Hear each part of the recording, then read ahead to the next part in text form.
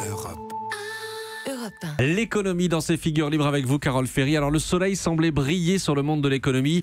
Hier encore, la croissance a été revue à la hausse pour 2017, plus 2%. Et là, ce matin, vous nous dites, Carole, que les nuages sont en train de pointer le bout de leur nez. Écoutez, tous les indicateurs étaient au vert en effet et on commence à voir quelques clignotements orange dans le secteur de la construction notamment. Vous connaissez l'adage, quand le bâtiment va, tout va. Eh bien ça va un peu moins bien. On avait depuis 2 ans une très belle reprise de la construction de logements neufs, portée notamment par le dispositif Pinel, qui permet de déduire de ses impôts une partie de son investissement locatif. Mais les derniers chiffres montrent un coup de frein sur les mises en chantier. 2017 a été une très bonne année, jusqu'en octobre, et bim, à partir d'octobre, la croissance s'essouffle. Et bim, quelle explication ?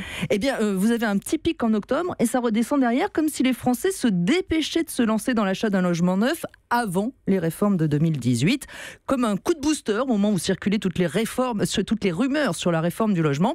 Et désormais dans le neuf, en effet, l'APL accession n'existe plus. Vous savez, c'est ce dispositif qui permet d'aider les ménages les plus modestes à devenir propriétaires.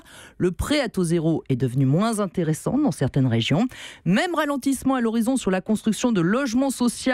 C'est lié là, on en a beaucoup parlé, vous savez, à tout le climat d'incertitude qui a plombé le monde HLM autour de la question de la baisse des APL et des loyers. Et puis on l'a vu cette semaine, Carole, les Français ont un peu moins le moral. Eh ben oui, je ne sais pas si c'est ce que vous ressentez ce matin devant votre tasse de café, mais d'après l'INSEE, en tout cas, les Français craignent pour l'avenir de leurs finances. Est-ce que ce sont les retraités qui encaissent mal la baisse de la CSG, les salariés qui ne voient pas encore clairement l'effet de la baisse des charges sur leur fiche de paye?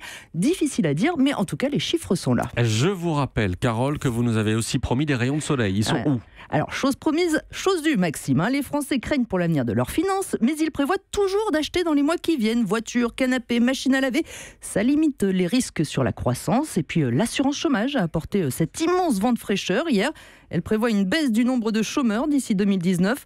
200 000 chômeurs en moins et des comptes qui s'améliorent. Le trou de l'assurance chômage devrait être de 2 milliards cette année, au lieu de 3,6 milliards l'an dernier. Si l'on ajoute à ça le printemps qui arrive dans 3 semaines, peut-être avons-nous les ingrédients pour retrouver le moral rapidement. Europe. Europe 1.